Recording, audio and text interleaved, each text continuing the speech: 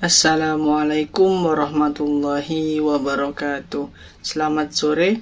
Terima kasih telah memberikan waktunya untuk menonton video ini, yang mana merupakan tugas presentasi ulangan tengah semester saya. Di sini saya akan membahas konsep dasar bisnis, pentingnya keuntungan, serta bagaimana lingkungan eksternal dan sistem ekonomi mempengaruhi operasional bisnis sehari-hari. Mari kita mulai dengan memahami konsep dasar bisnis dan keuntungan. Konsep bisnis dan keuntungan. Pertama-tama, mari kita pahami apa itu bisnis. Bisnis adalah organisasi yang menyediakan barang atau jasa yang kemudian dijual untuk mendapatkan keuntungan. Tujuan utama dari setiap bisnis adalah menghasilkan keuntungan. Keuntungan adalah selisih antara pendapatan yang diperoleh dari penjualan barang atau jasa dan semua biaya yang dikeluarkan untuk memproduksi dan menjual barang atau jasa tersebut. Keuntungan adalah imbalan yang diperoleh pemilik karena mempertahankan uang dan untuk mereka dan waktu mereka. Tanpa keuntungan, sebuah bisnis tidak akan dapat bertahan dalam jangka panjang. Karena keuntungan digunakan untuk investasi lebih lanjut dalam bisnis, membayar karyawan, dan mengembangkan produk atau layanan baru. Terus selanjutnya ada pilihan dan permintaan konsumen. Untuk memastikan keberhasilan dalam jangka panjang, bisnis harus selalu mempertimbangkan apa yang diinginkan dan atau yang dibutuhkan konsumen. Kebutuhan konsumen ini, bisnis harus memahami kebutuhan konsumen untuk dapat menawarkan produk atau layanan yang relevan. Misalnya, jika ada permintaan tinggi untuk produk ramah lingkungan, perusahaan harus berusaha untuk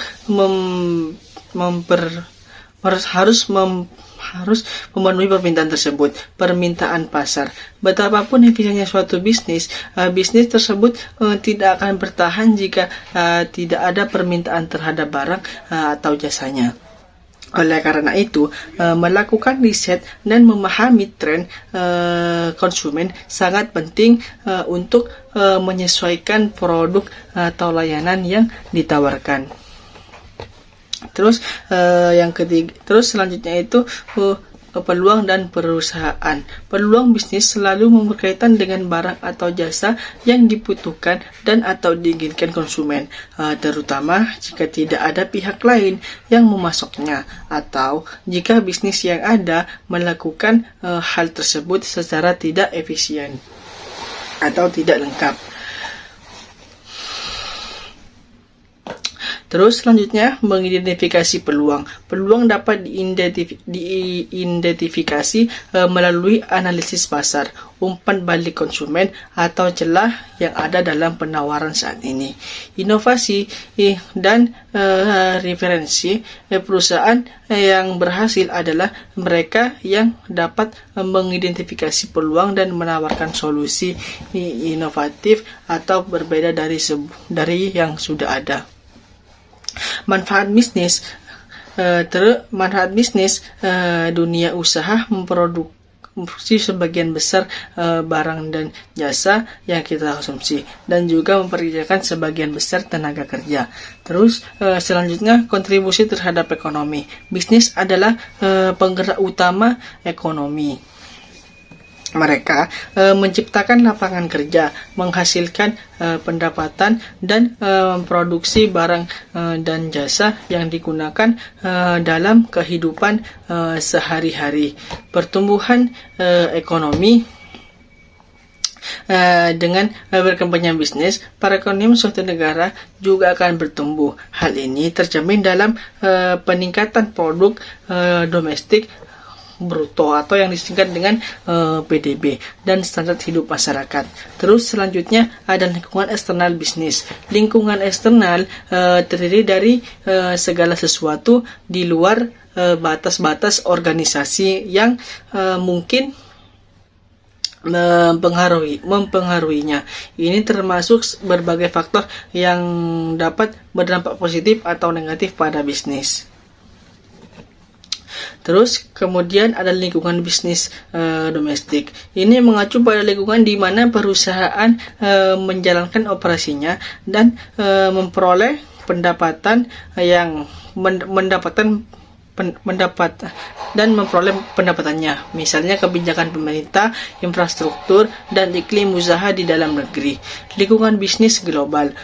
Ini mengacu pada kekuatan internasional yang mempengaruhi bisnis. Ini termasuk perjanjian perdagangan internasional, fluktuasi mata uang, dan kondisi ekonomi global. Terus lingkungan teknologi. Ini mencakup seluruh cara perusahaan menciptakan nilai bagi konstitusinya. Teknologi dapat meningkatkan efisiensi operasional dan inovasi produk. Lingkungan politik hukum. Ini mencerminkan hubungan antara bisnis dan pemerintah. Biasanya dalam bentuk peraturan pemerintah mengenai bisnis, kebijakan pajak, regulasi lingkungan, dan undang-undang ketenagakerjaan adalah beberapa contoh lingkungan sosial budaya. Nah, ini mencakup adat istiadat, nilai-nilai, dan karakteristik demografi masyarakat di mana suatu organisasi berfungsi. Perubahan dalam preferensi konsumen dan demografi dapat mempengaruhi permintaan terhadap produk dan jasa. Terus lingkungan ekonomi. Ini mengacu pada kondisi relevan yang ada dalam sistem ekonomi di mana suatu perusahaan beroperasi. Tingkat inflasi, suku bunga, dan tingkat pengangguran adalah beberapa contoh faktor ekonomi yang dapat mempengaruhi bisnis. Terus selanjutnya adalah sistem ekonomi. Sistem ekonomi adalah cara suatu negara mengalokasikan sumber daya di kalangan warganya. Ada beberapa jenis sistem ekonomi, masing-masing dengan cara yang berbeda dalam mengelola faktor-faktor produksi. Faktor produksi tenaga kerja. Orang yang bekerja pada suatu perusahaan menyediakan tenaga kerja. Ini mencakup kontribusi fisik dan intelektual yang diberikan seseorang ketika terlibat dalam produksi ekonomi. Terus selanjutnya modal, sumber daya keuangan yang dibutuhkan untuk menjalankan bisnis. Ini termasuk investasi awal dan modal kerja. Terus selanjutnya wirausaha, orang yang menerima risiko dan peluang yang ada dalam menciptakan dan menjalankan bisnis baru. Mereka adalah penggerak utama inovasi dan pertumbuhan bisnis. Terus selanjutnya sumber daya fisik. Hal-hal nyata yang digunakan organisasi untuk menjalankan bisnisnya. Ini mencakup sumber daya alam, bahan mentah, kantor, dan fasilitas penyimpanan lainnya. Sumber daya informasi. Ini mencakup data dan informasi lain yang digunakan oleh bisnis. Ini memainkan peran utama dalam pengambilan keputusan bisnis yang efektif.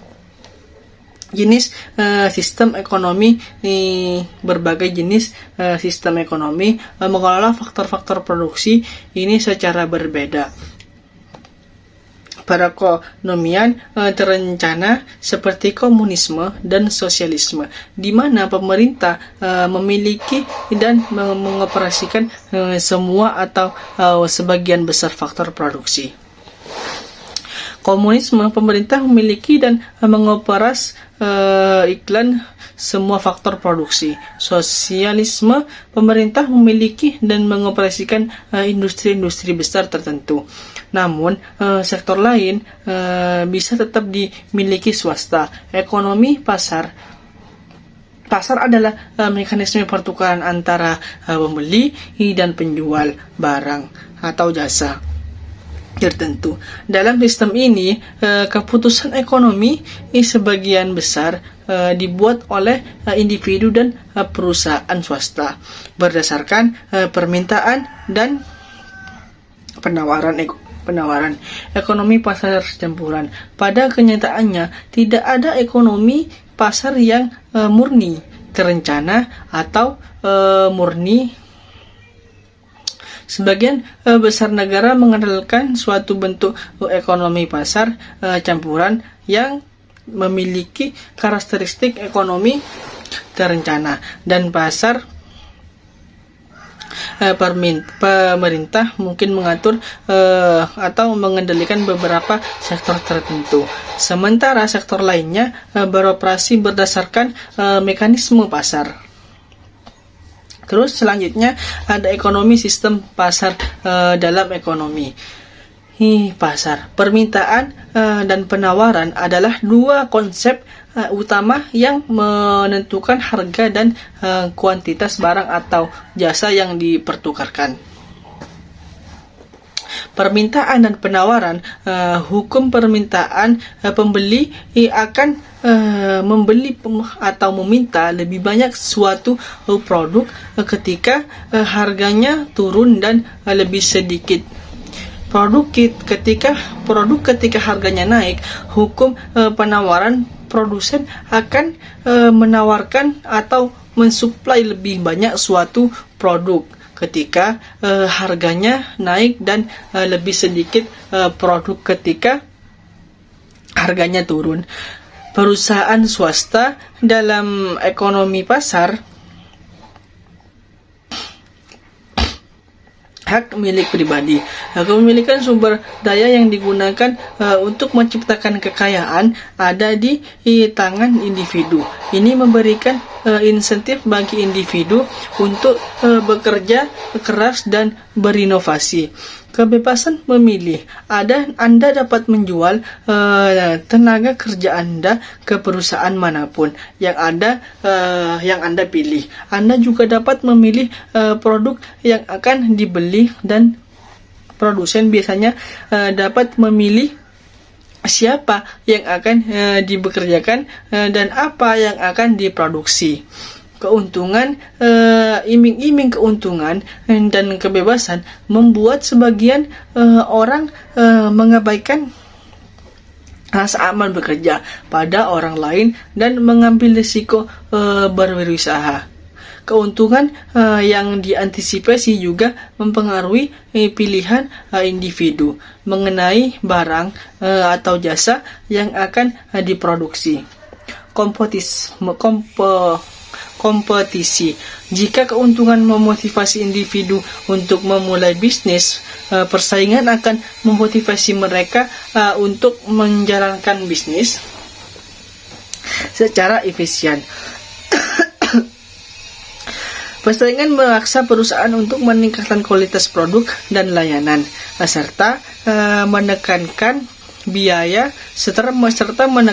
indikator ekonomi. Indikator ekonomi adalah alat penting untuk menilai kesehatan ekonomi dan memandu kebijakan ekonomi.